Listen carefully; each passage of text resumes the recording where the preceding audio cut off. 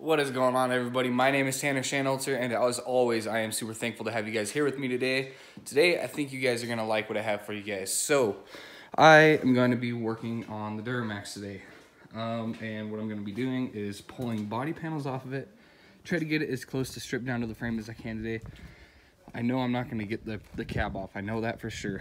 Right now, I'm working on getting the bed off, and then once I get the bed off, I'm going to take out all the seats, as much as the dash as I can, and just throw that all in the bed and go put the bed back in the trees where it's not seen, because I don't really care about that stuff. And then probably gonna work on taking the front bumper off, hood, grill, front fenders, because I want the cab to be the last thing that I take off, because I need to be able to move this thing around still, and I need to be able to drive it, and because this thing's heavy and I don't really want to try pushing it around. But I'll just gonna jump right into it, guys, so you don't sit here watching me talk forever. So alrighty, guys, I am under the driver's side of the very back end of the truck, and I believe this bolt right here and that bolt right there are the last two bolts that are holding the bed to the frame. I got these two off on the other side, and it wasn't that hard. I have to do it by hand on this side, or on the back part though, with these two, because I can't fit the air gun in there. On the front, the two that were holding on the front of the bed were just, you know, with the air gun, but of course they don't give you enough room to do that with the air gun in the back. So yeah, I'm gonna get started. Alrighty, guys, so one thing I'm doing probably different than people normally would doing this, as you can see, I'll be able to get you guys to see it. You can see there's a wiring harness right there for all your tail lights and your trailer plugins and everything.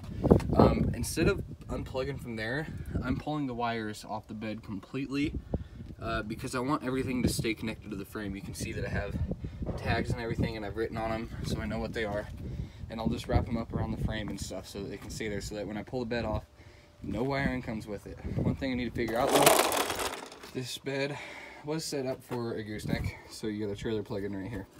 I don't know how to get this thing through there. I'm probably just stupid because I've never worked with these before, but I'll figure it out. Well, problem solved. If I ever want to put this back on the new truck, I can just rewire those up. They're all color, so they won't be hard to button back up together. So.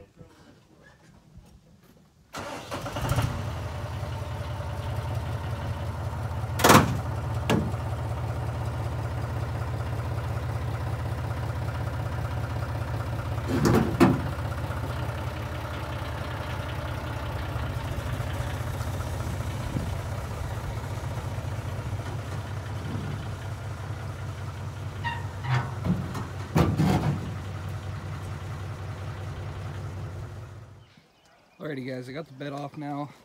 It was actually super easy. The only issues I had were the gooseneck hitch had some stuff going through the bed, and that's the only thing that was keeping me from pulling it first try. But yeah, everything else was super easy. Unlucky for me is that's the easiest part. So yeah, now I'm gonna start ripping out the interior. But anyways, yeah, so my next part is gonna be, I'm gonna pull all the seats out. I'm gonna try to literally pull all the interior out. I want this thing to be bare, except for the dash and the steering column and stuff, because I still need to be able to move it around.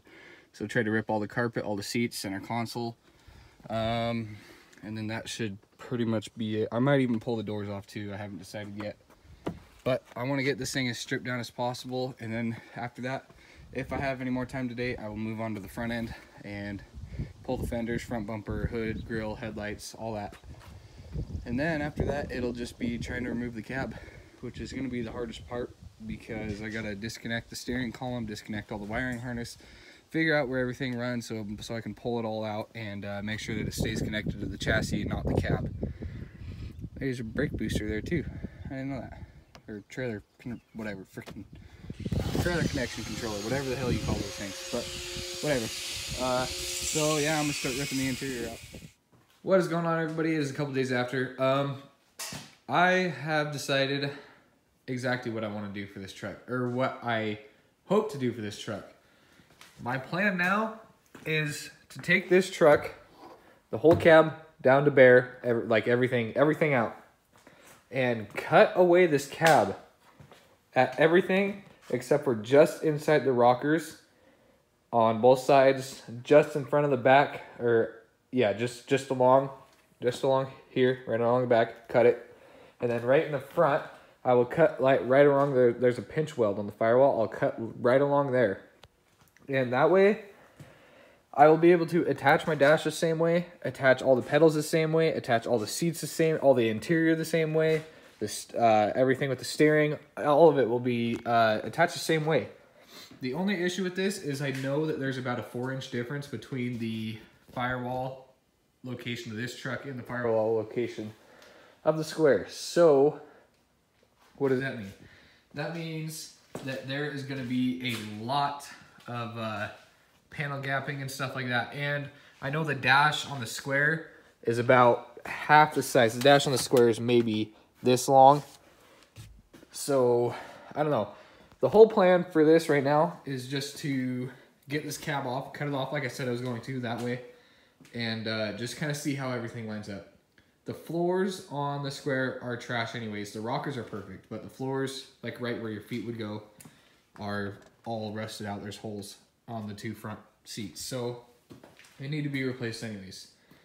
Worst thing comes to worst, I spent a lot of time cutting this thing out, and that's not how I want to do it because it doesn't line up. And if that's the case, my next plan after that is I will be taking the mounts, the cab mounts, so they kind of look like this, kind of look like this, kind of look like that.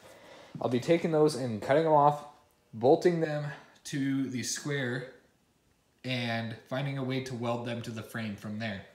My original plan was to bolt the fenders to the square cab and kind of just center it over the tires and see where it sits, and then from the original mounts, just weld from the original mounts up to the cab. Obviously, you know, bolt it, make it to where it can be bolted in place, but make my own mounts that go to the original frame mounts. But after looking where they are, I don't think that'll work because up in the fender, one of the cab mounts is right there, and in the square fender, it kind of lines up different, and you would see this huge kind of pillar right there. So I've decided against doing it that way. So what I need to do now is pull out the interior, and I already got the rear seats unbolted, and they're free, and I've torn apart a lot of the dash.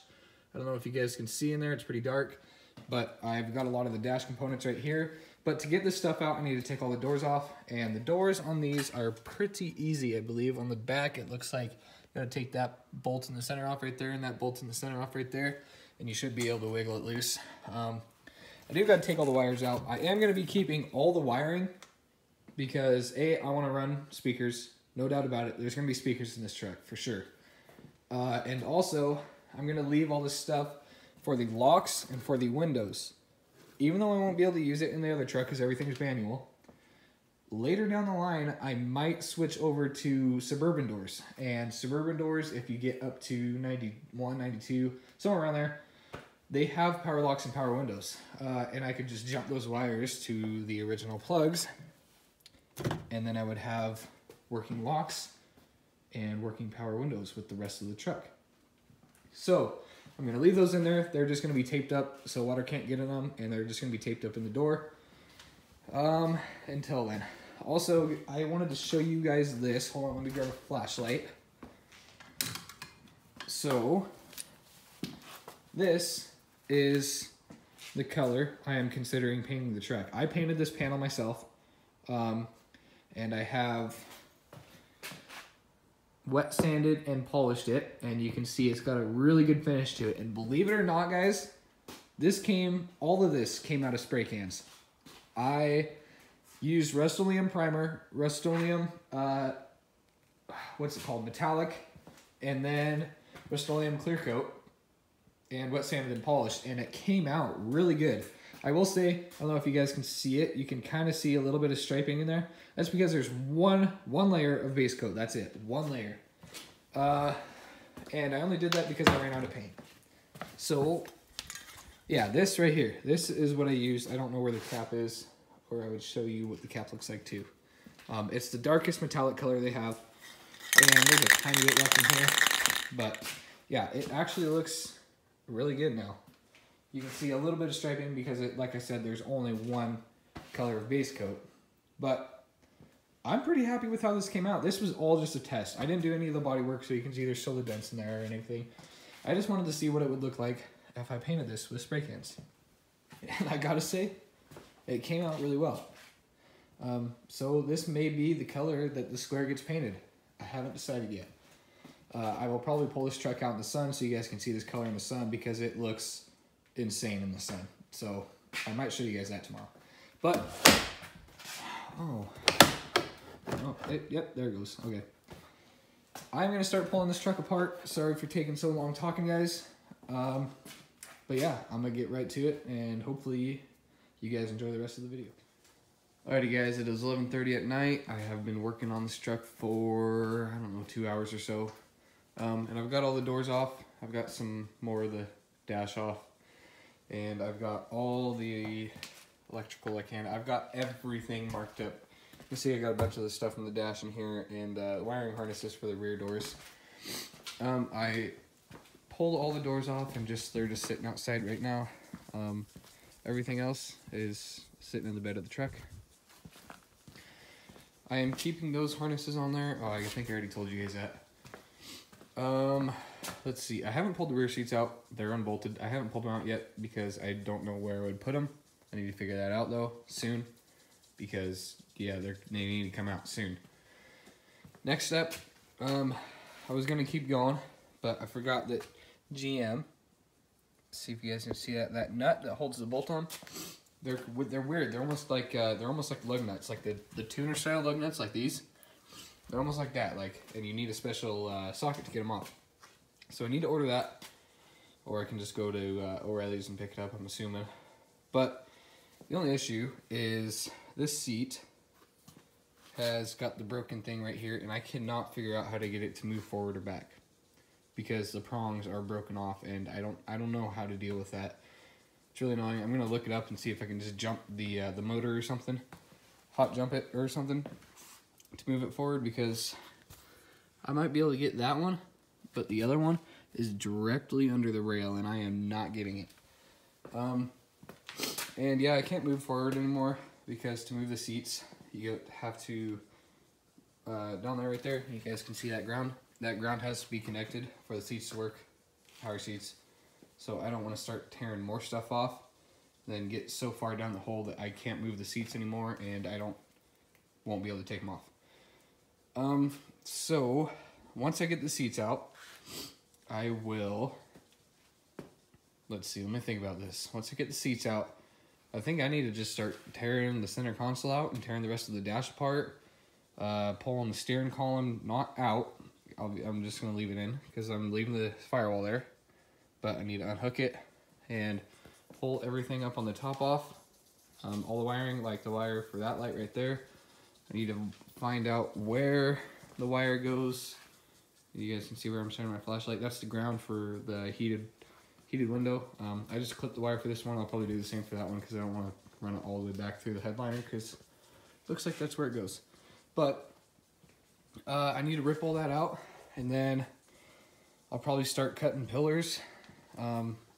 See if I can get the glass out, and then I'll cut the pillar right here, right down there, right down there, or maybe I'll just I'll just probably cut it up there for now with the Sawzall, and pull the top of this puppy off and get more access to start cutting.